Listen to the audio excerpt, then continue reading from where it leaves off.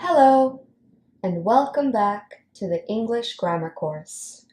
I'm Marian, your English teacher, and I'm looking forward to continuing on this English learning journey with you. In our last lesson, we started learning about the most common uses of prepositions. I just used 3 of them right now. Did you notice? Let's kick off this lesson with a review of our last class before moving on to today's practice of more prepositions. A preposition is a word or a combination of words used to show the relationship between a noun or pronoun in a sentence to another word within the same sentence. Prepositions of position or place are used to describe where something is located in relation to something else, or where an action will happen. For example, should we meet at the airport? Prepositions of movement or direction describe how, where, or in what way something moves. Get out of the rain. Prepositions of time describe when or for how long an event or action takes or will take place. I've loved him since I was 17. Prepositions of purpose describe why something happened or will happen. She won't talk to me because of the argument we had. Now, time to practice. Can you fill in the gaps with the correct preposition?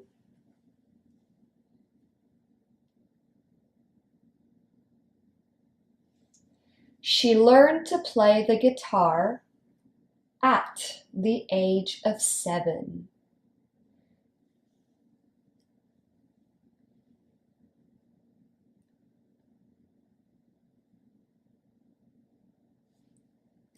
Get on the bus. Or we can also say, get off the bus.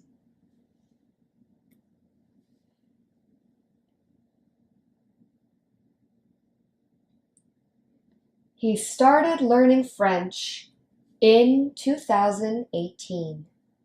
2018 is a period of time, so we use the preposition in.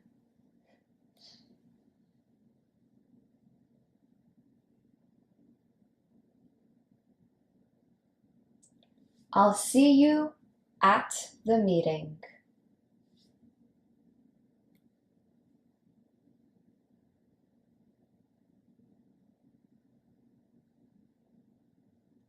We sat down on the grass for the picnic.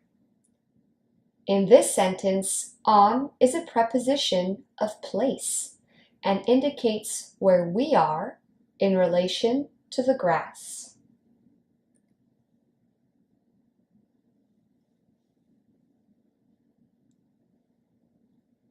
We ran from Santa Monica to Venice Beach.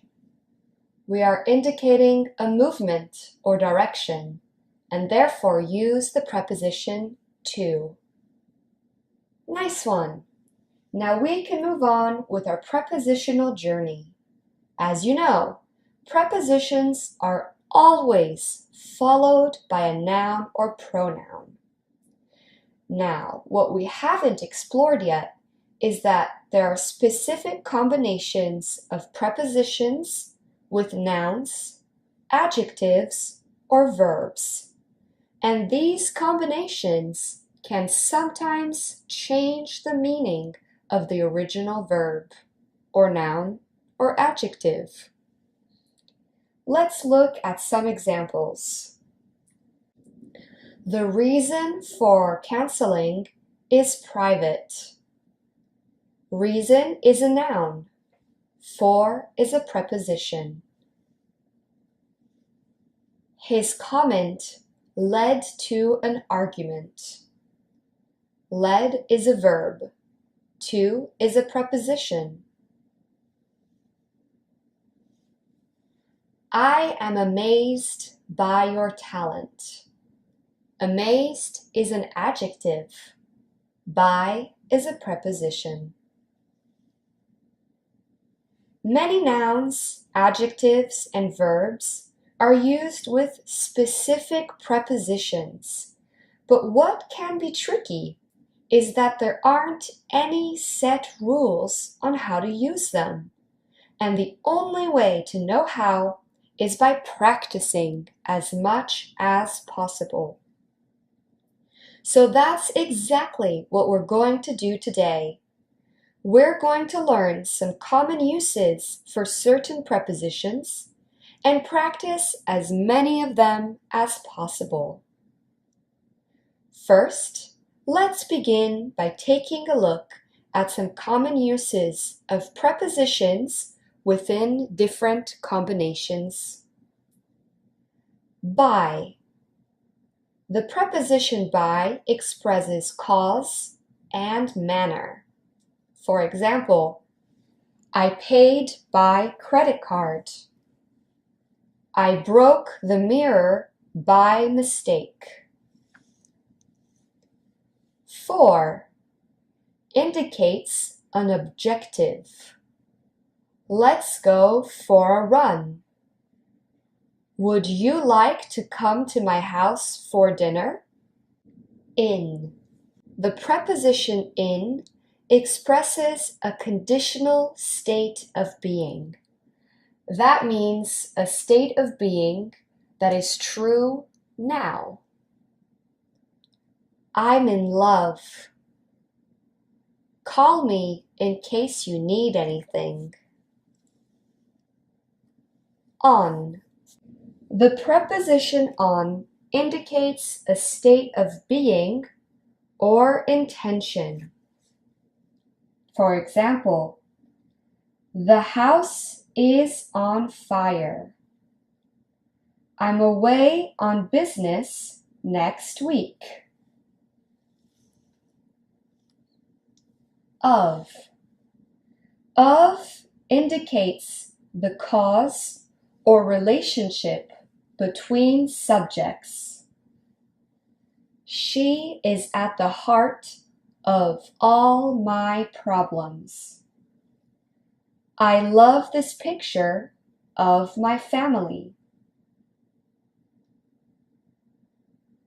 The preposition of shows the relationship between picture and family, or between the heart and the problems. To. To indicates who receives an action or indicates a destination. Did she invite you to her wedding? She was nice to me.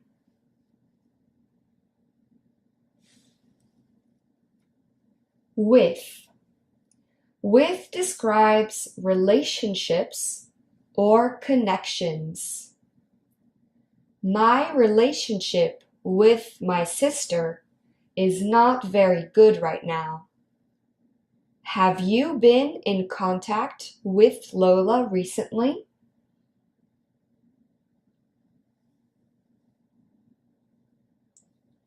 Between.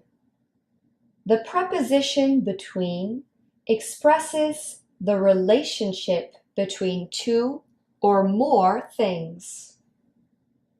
There is no difference between those dresses. There is no contact between my family and I.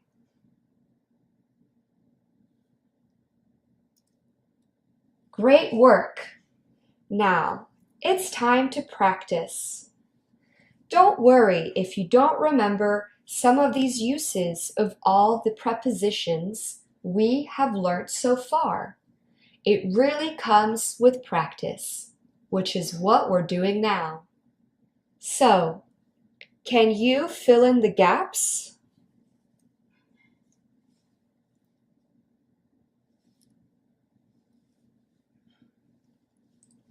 I promise you, I didn't break it on purpose.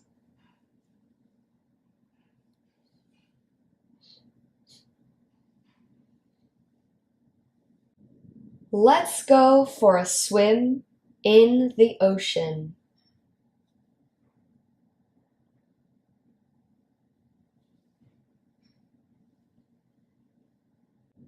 In my opinion, you shouldn't care what they say.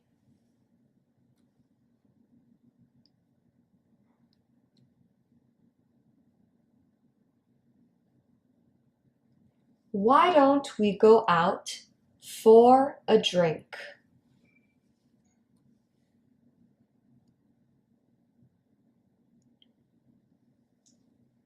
Can I pay you back by check?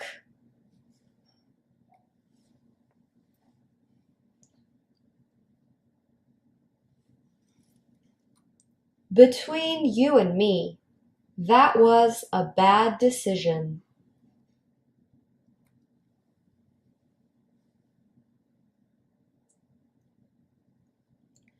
I heard this horrible news on the radio yesterday.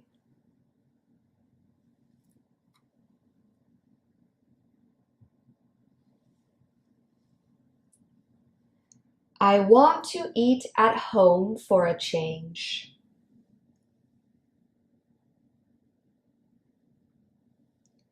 Well done! We finished our first practice of the lesson. Now it's time to look at common pairings of adjectives and prepositions. Sometimes combining certain prepositions with an adjective can change its meaning. For example, I'm afraid of my sister. I'm afraid for my sister. The first sentence means that my sister scares me. I am scared. I am afraid of my sister. She is scary. The second sentence, afraid for, means I am worried about my sister. I am afraid for her. I hope she is okay. Now remember, these are only certain examples of prepositions that can be used with these adjectives. At. We use at to talk about skills and abilities with adjectives like good, bad, fantastic, horrible. For example, he's terrible at playing the piano. This means he is not very good at playing the piano. My sister is really great at speaking Spanish. About. We use the preposition about to explain what is the cause of a feeling. We use it with adjectives like happy, sad, angry, nervous. For example, I'm worried about my friend. I'm so happy to hear about your new job. We also use for to explain the cause of a feeling. I'm so angry for Lisa. She didn't deserve to be spoken to like that. If we had used the preposition at, that would mean that I, the speaker, am mad at Lisa. Lisa made me angry. But in this sentence, with the preposition for, this means that something else has made me angry. I am worried about Lisa.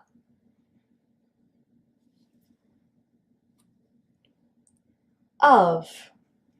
We use the preposition of to express feelings for someone or something. I'm afraid of mice. I'm so proud of you. The preposition to is often used to show the connection between people and things. Joe is married to Lisa. I'm addicted to my phone.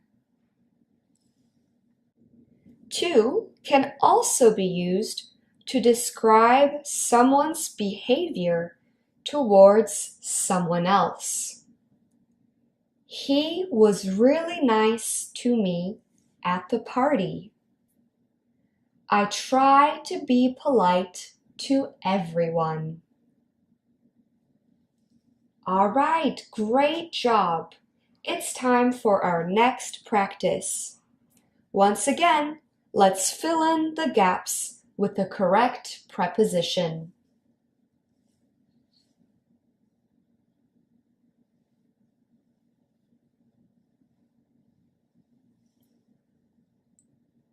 I'm not very good at drawing.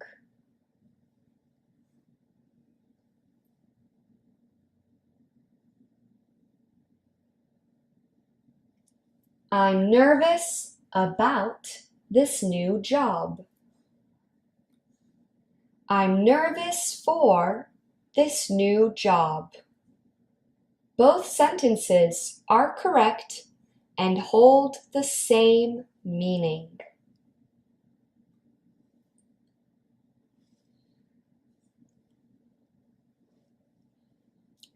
I'm not afraid of you.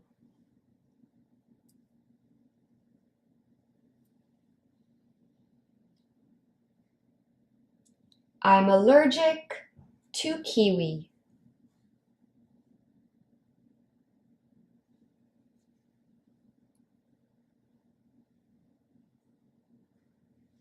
You shouldn't be rude to waiters.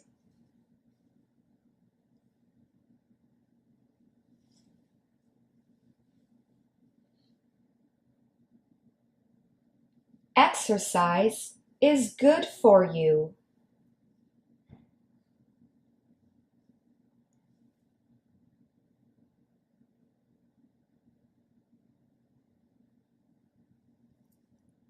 She's interested in the project.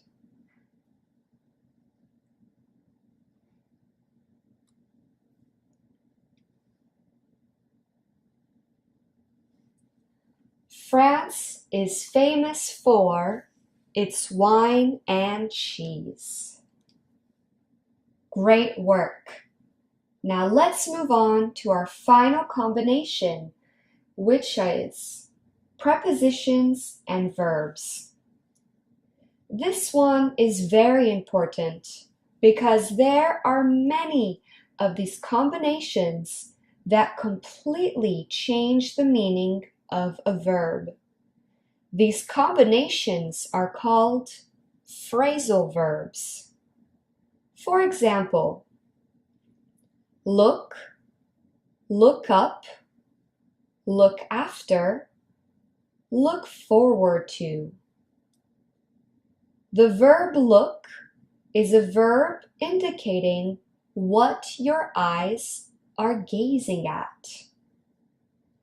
Look up combines a verb and a preposition and means to move your gaze in a specific direction. Look after combines a verb and an adverb and means to care for someone. Look forward to combines a verb, an adverb, and a preposition and means to be excited for something happening in the near or far future. Once again, phrasal verbs are tricky because they can only be learned through practice and repetition. So let's jump straight in. Can you find and identify the phrasal verbs in these sentences? Joe finally asked me out yesterday.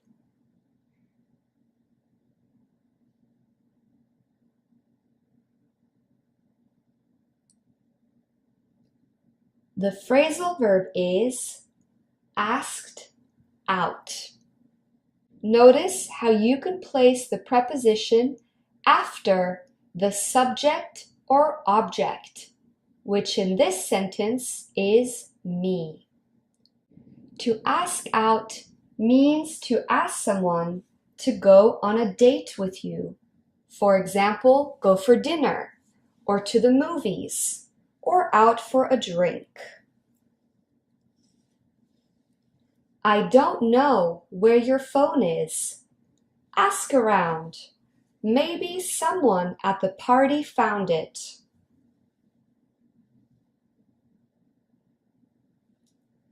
The phrasal verb in this sentence is ask around.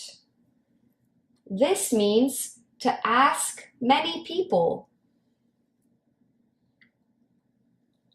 My sister broke up with her boyfriend. She's really sad.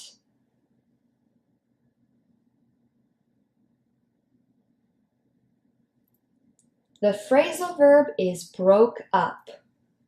The verb to break means to separate into pieces, but to break up means to end a relationship. I'm so upset. Someone broke into my house and stole my TV.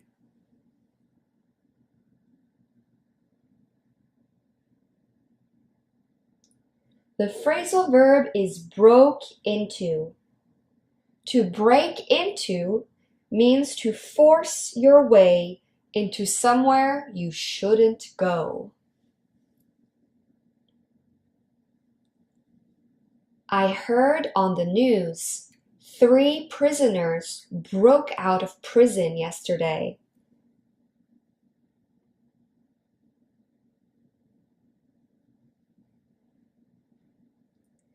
The phrasal verb broke out means to escape, to leave when you shouldn't.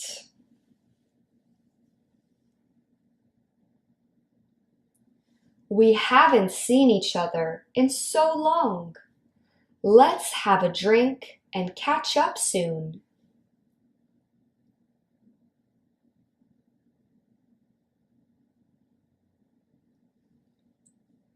In this sentence, the phrasal verb is catch up.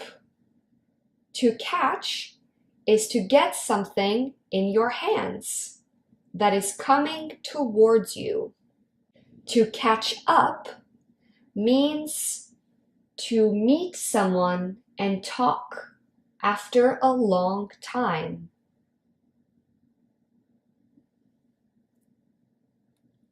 The hotel check-in is at 3 p.m.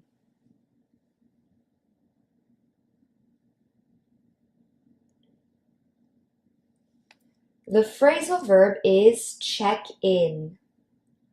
To check is a verb that means to examine something, but check in means to enter and register at a hotel.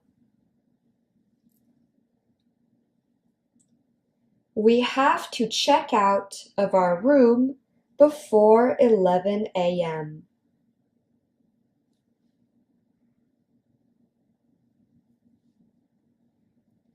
To check out means to leave a hotel.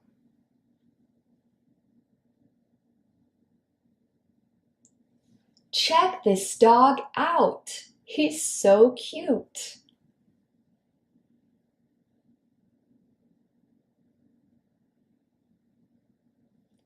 The phrasal verb in this sentence is check out, but not from a hotel.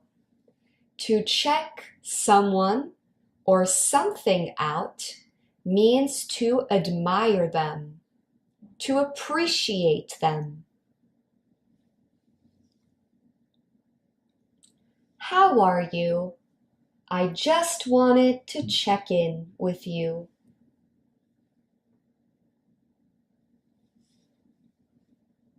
The phrasal verb check in means asking someone if they are okay, or checking how someone is doing.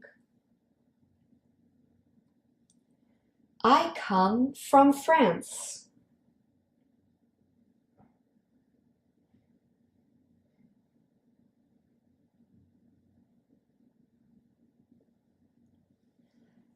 The phrasal verb in this sentence is come from. The verb come means to move or travel towards a place. The phrasal verb come from indicates a nationality or where someone lives. The table is coming apart.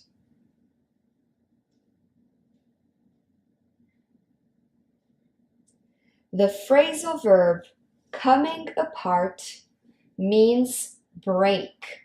The table is breaking. I came across a strange word in the dictionary earlier.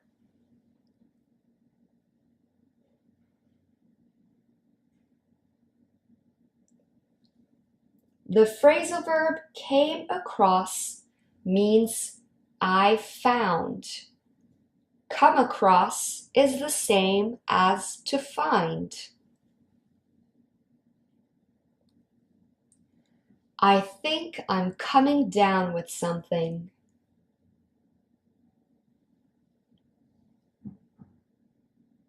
The phrasal verb coming down means to start becoming sick or ill. Well done! We have finished with this practice. Great work! We have finished this lesson on prepositions. Now let's review. Prepositions can be combined with nouns, adjectives, and verbs, and are always, I say and I mean always, followed by a noun or a pronoun. Practice identifying them whenever possible. The only way to know the combinations is to practice. Well done today. Thank you for listening in and participating in this lesson of the grammar course. I look forward to learning again with you next time.